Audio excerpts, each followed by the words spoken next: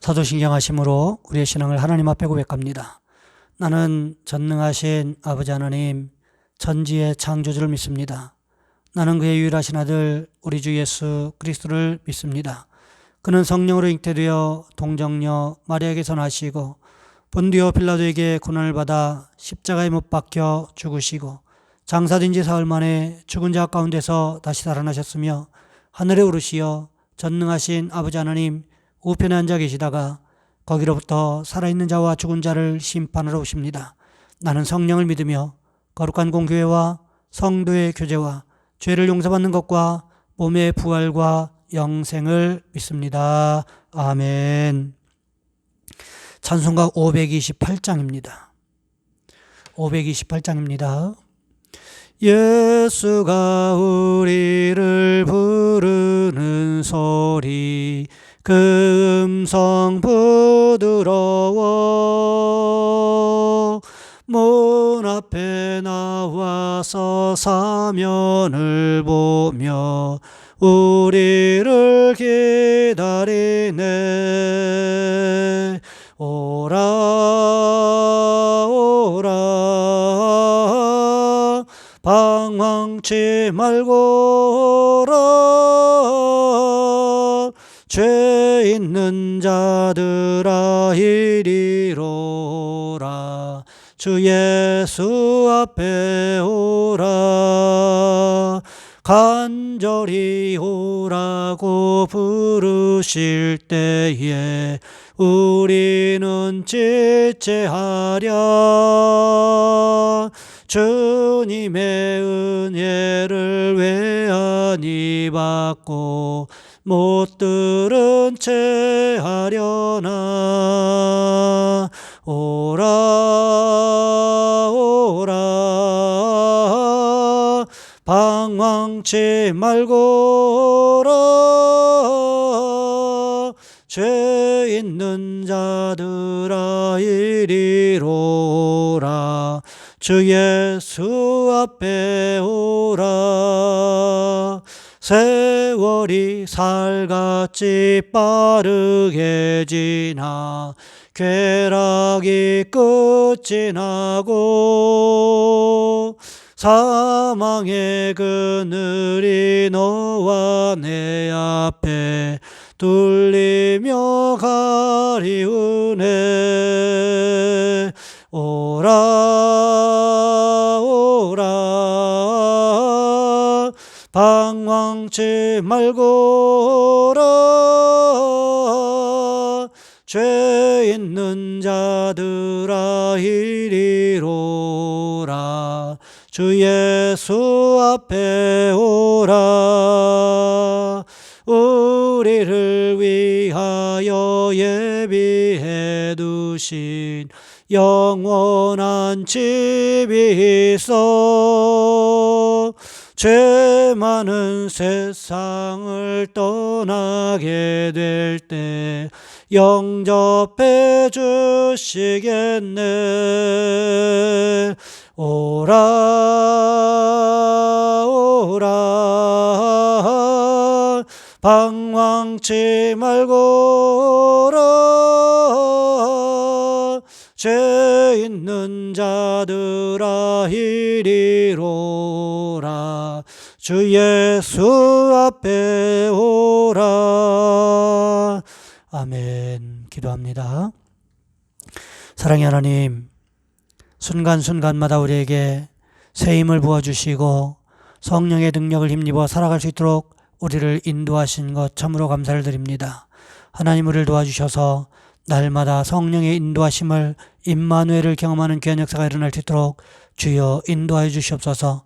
특별히 기도하옵기는 하나님 성도들 가운데 알게 모르게 여러 가지 고통과 환난의 문제로 힘들어하는 성도들 도와주시기를 원합니다. 특별히 하나님 환우들을 기억하여 주시기를 원합니다. 육신의 통증의 문제 때문에 하나님 힘들어하는 우리 성도들 도와주시고 성령께서 하나님 만져주시고 고쳐주시는 귀한 역사가 일어날 수 있도록 주여 인도하여 주시옵소서. 십자가에서 이미 우리의 모든 질고를 지고 가셨음에 우리가 감당할 질병은 없다라고 말씀하셨사오니 주여 치료하시고 고치시고 회복시키시는 귀한 역사가 일어날 수 있도록 주여 인도하여 주시옵소서. 갖가지 질병으로 인하여 고통당하는 성도들 성령께서 고쳐주시는 귀한 역사가 일어나게 도와주시옵시고, 여호와 라파의 기적이 순간순간마다 더해질 수 있도록 주님 주관하여 주시옵소서. 귀한 시간에 함께 예배합니다. 예배하는 성도들의 머릿머리 위에 안수하시고, 하나님 기도의 제목이 마음의 소원이 이루어질 수 있도록 주님 주관하여 주시옵소서. 우리 주 예수 그리스도의 이름으로 감사하며 기도하옵나이다. 아멘. 오늘 말씀 사도행전 10장에서 보겠습니다. 사도행전 10장 44절로 48절까지 말씀입니다.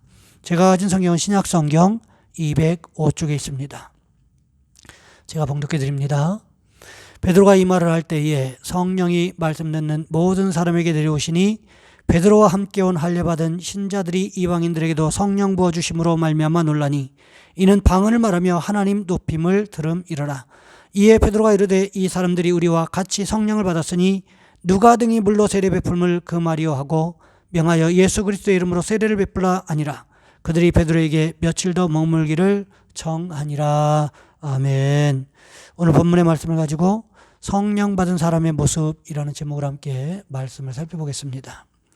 한국 야구의 전설이라고 기억되어지는 이만수 안수 집사님이 계십니다.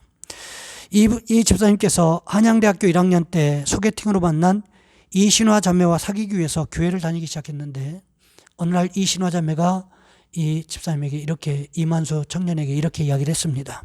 만수 씨, 오늘 우리 오살리 금식기도원에 가요. 이제 만수 씨도 성령님을 직접 체험해야 합니다. 그래서 오살리 금식기도원에 올라가서 금식하라 그러니까 이런 생각이 들었다는 거예요. 내가 대식가인데 굶으면 내가 어떻게 사나. 그런데 그곳에서 기도하면서 주님의 은혜를 알게 되었고요. 결신기도 시간에 신화 씨가 옆구리를 쿡 찔르는 바람에 어쩔 수 없이 벌떡 일어나서 이제 기도를 따라하는 중에 성령의 은혜가 임했습니다. 그때를 이렇게 고백합니다. 그렇게 일어섰는데 평생 느껴보지 못한 전율이 머리부터 발끝까지 흐르는 것을 체험한 후에 제 삶이 변화되었습니다. 밥을 먹을 때도, 길을 갈 때도, 야구 연습을 할 때도, 잠자리에 들 때도 감사가 넘쳤습니다. 스윙 연습을 하다가 배가 아파서 하나님께 기도드리면 신기하게도 말끔하게 나왔습니다. 늘 기도하면서 야구하니까 하나님께서 다른 사람들보다 훨씬 더 뛰어난 성적을 거둘 수 있게 해주셨습니다. 모든 사람들에게 인정받고 하나님께 영광 돌리게 만들어주셨다는 거지요. 1982년 우리나라의 프로야구가 처음 출범할 때 삼성 라이온스 소속으로 프로야구 1호 안타 1호 홈런을 치는 등 한국 야구의 전설로 남게 되었습니다. 이만수 선수 하면 우리가 기억하는 것이 항상 최선을 다하고 홈런을 치면 두 손을 번쩍 들고 만세를 부르면서 벌쩍 뛰면서 이제 그라운드를 도는 모습이었습니다. 그런데 홈런 맞은 투수들이 기분 나쁘지요. 그러니까 자꾸 몸쪽으로 붙이는, 그래서 몸에 맞히는 공을 많이 던졌다라고 합니다. 하지만 성령 받고 나니까 복음을 전하지 않고는 견딜 수가 없어서 지방의 경기를 가면 꼭 목사님을 초청을 해서 그 예배를 드리고 후배 선수를 다 모아서 같이 예배드리고 했다라는 거예요. 한국 사람으로는 처음으로 첫 메이저리그 코치로 활약하고 한국 프로야구팀 감독을 거쳐서 하나님의 사명을 받고 라오스로 건너갑니다. 라오스는요, 사회주의 국가예요. 공산주의 국가예요. 한국과 수교가 되지 않은 미수교 국가입니다. 그런데 하나님께서 청소년들에게 야구를 가르치라고 말씀을 하셨어요. 그래서 라오스의 역사상 처음으로 야구팀을 만들어서 야구를 가르치니까 아이들이 변하기를 시작을 한 거예요. 아이들이 몰려오게 되었어요. 아이들과 훈련할 때 하나님 말씀하십니다. 만수야, 내가 너를 최고의 자리까지 인도하고 많은 인기를 누리게 한 것이 이때를 위함이었다. 아이들이 변화되니까 라오스 정부가 감동해서요, 국무총리상을 수상하게 했고요, 야구장을 지으라고 야구장 4개와 숙소, 훈련소를 짓는 모든 비용을 다 대고 공사를 진행할 수 있게 했습니다. 우리나라에 최초로 야구를 전해준 것이 미국 선교사님들이었습니다. 그런데 라오스의 우리나라와 국교도 수교되지 않은 미수교 국가인 공산주의 국가에 최초로 야구를 전한 것이 이만수 집사님이셨다는 거예요. 평신도 선교사로 가서 그곳에서 야구를 보급하면서 하나님께 영광을 돌리게 된 거지요. 그는 이렇게 고백합니다. 저의 꿈은 야구를 통해 더불어 살아가는 세상을 만드는 것입니다. 그때까지 쉼없이 달려갈 것입니다. 거룩하신 하나님의 말씀과 절대 포기하지 말라는 철칙을 붙들고 말입니다. 이처럼 성령 충만 받게 되니까요, 공산국가에 가서도 복음 전할 수 있고, 성령 충만 받게 되니까 내 개인의 문제, 가정의 문제를 넉넉히 이길 수가 있게 되고, 성령 충만 받으니까 기쁨이 넘쳐나고 내 주변의 사람들에게 예수 사랑을 전할 수가 있게 되더라는 것입니다. 여러분, 성령 충만 받은 사람의 모습은 반드시 주변 사람들에게 인정받게 되어 있습니다. 오늘 본문도 마찬가지였다는 거죠. 고넬료의 집에 함께 있던 이방인들, 그들이 성령을 받게 됩니다. 베드로가 고넬료의 집에 도착해서 한 것이 무엇이었습니까? 복음을 전했지요. 그 복음의 내용이 무엇이었습니까? 예수님은 성령 충만한 분이셨고 하나님과 동행하신 분이셨고 십자가에서 죽으셨지만 사흘 만에 다시 살아나셨고 하늘로 승천하셨고 다시 재림하실 것이다. 이것이 복음이었다는 거지요. 아마도 베드로는 자신이 예수님을 쫓아다니면서 자신의 눈으로 직접 확인했던 그 말씀들을 다 전했을 것입니다. 고넬료의 집안에 있는 사람들이 어떻게 반응했을까요? 베드로의 그 열정적인 설교에 마음을 뺏겨서 홀린 듯이 들었을 것입니다. 그렇게 베드로가 전하는 복음에 마음을 빼앗겨 간절하게 말씀을 듣고 있을 때 무슨 일이 벌어졌습니까? 오늘 본문 44절 말씀해 보시면 이렇게 기록합니다.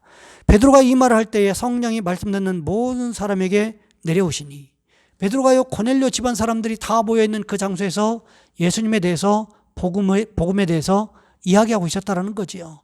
그런데 그들이 복음의 말씀, 예수님에 대한 말씀을 듣고 있을 때 무슨 일이 일어났습니까? 성령이 그들 위에 임하셨다. 성경이 기록하고 있습니다. 여러분, 고넬료 집안 사람들이요, 어영부영 이 사람 저 사람 눈치나 보고 예배드리고 말씀 듣고 있었다면 성령이 임하셨겠습니까? 그렇지 않았을 거예요. 고넬료 집안 사람들은요, 베드로의 이야기에 온 정신을 다 빼앗길 정도로 집중해서 하나님의 말씀을 들었다는 것입니다. 그 복음을 그렇게 듣고 있을 때 성령이 임했음을 그들은 알았다는 거지요. 그들이 베드로가 전하는 복음을 하나님의 말씀으로 간절하게 여기고 들었기 때문에 성령이 임할 수가 있었다는 것입니다. 여러분, 그러니 우리도요, 오늘 우리가 말씀을 들을 때 어떤 마음을 가지고 들어야 될까요? 오늘 본문의 고넬료의 집안 사람들처럼 간절한 마음으로 하나님의 말씀을 들으실 수 있어야 된다는 것입니다. 고넬료 집안 사람들이 성령을 받았다는 증거가 무엇으로 나타나고 있습니까? 오늘 보면 46절 말씀해 보시면 이렇게 기록하고 있습니다.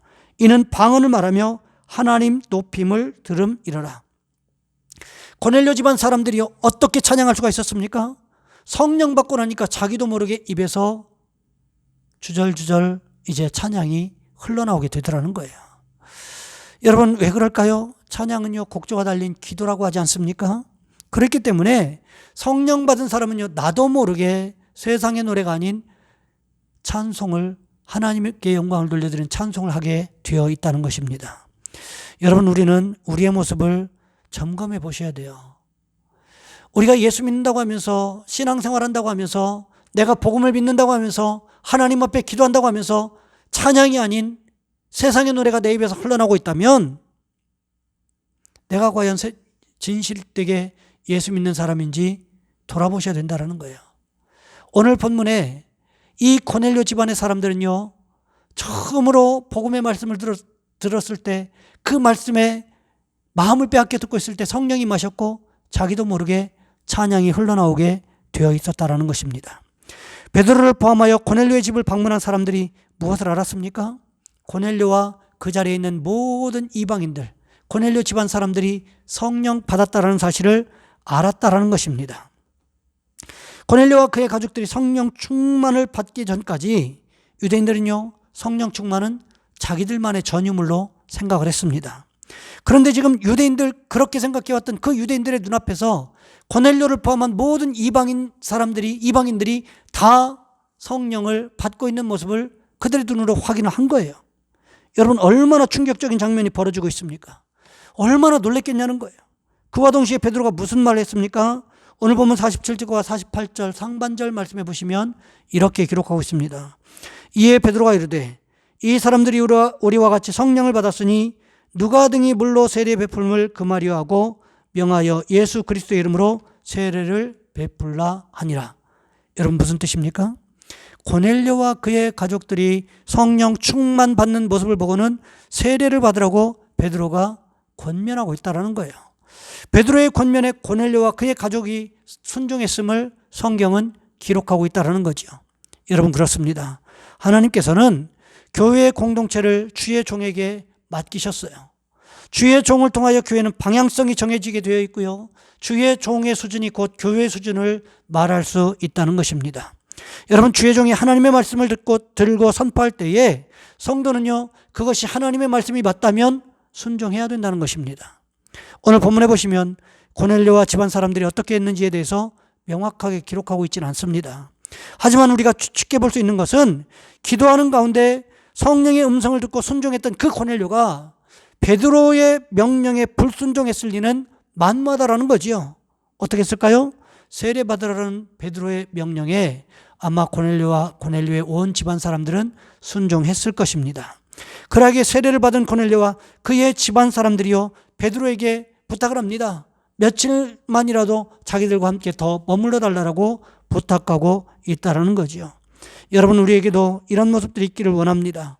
성경 말씀에 의배되는 것이 아니라면 주의 종의 말씀에 순종하시는 축복이 있으시기를 원합니다. 그럴 때 영적인 질서를 세워나가시는 하나님께서 고넬료의 집안을 축복하셨던 것처럼 우리의 집안도 축복하실 것이기 때문에 그렇습니다. 바라기는 우리도 하나님 말씀에 순종함으로 인해서 고넬료와 같은 축복을 경험하시는 모습이 있으시기를 주님의 이름으로 부탁을 드립니다. 이 시간 우리 한 목소리 함께 기도합니다. 하나님, 우리도 성령 충만을 경험하게 하시고 성령의 인도하심에 순종하는 귀한 모습 있게 도와주옵소서. 오늘도 성령의 만지심이 간섭하심이 풍성한 하루가 되게 도와주옵소서. 우리 주여 한번 간절히 부르신 후에 한 목소리 함께 기도합니다. 주여, 사랑의 하나님, 우리를 도와주시기를 원합니다.